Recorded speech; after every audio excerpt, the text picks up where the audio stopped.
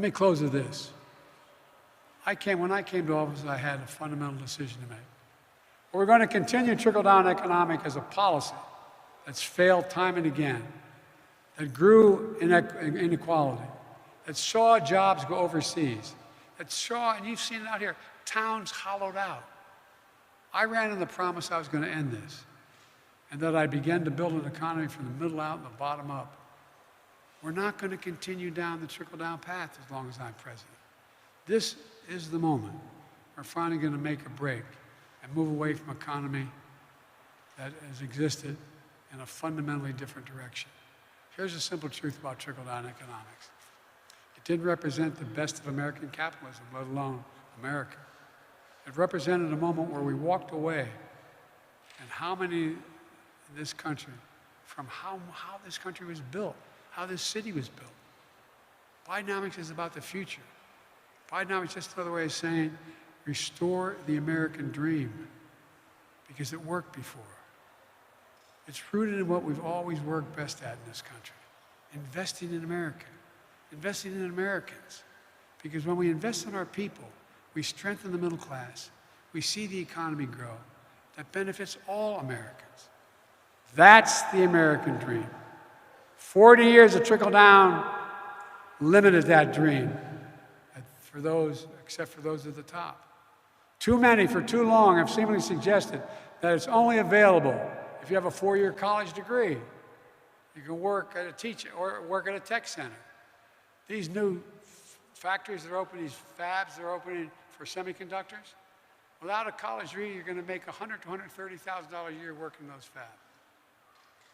$100,000 to $130,000 a year. But I believe that every American willing to work hard should be able to get a job no matter where they are. In the heartland, in small towns, in every part of this country, to raise their kids on a good paycheck and keep their roots where they grew up. That's Bidenomics. I think the economic philosophy is not going to restore the American dream that we have now, that philosophy, but there's new and will. It's going to help, and I think it's going to help lessen the division in this country by bringing us back together. It makes it awful hard to demagogue something when it's working, although they do it all the time. I've long said, and I mean this, I was on the Tibetan Plateau with Xi Jinping. I traveled 17,000 miles with him. I've spoken with him more than any other head of state, because it started when I was vice president, and President Hu was the president, and he was the vice president. We knew he was going to be successful. It was inappropriate for Barack to spend that time with him, but I spent a lot of time with him. I met alone with him, just he and I, and a simultaneous interpreter 68 times, 68 hours, 68 times, more than 68 hours. By the way, I turned in all my notes. But, this is God's truth. He asked me, we're in the Tibetan Plateau, and he asked me, he said, can you define America for me? And I said, yes, in one word, and I meant it.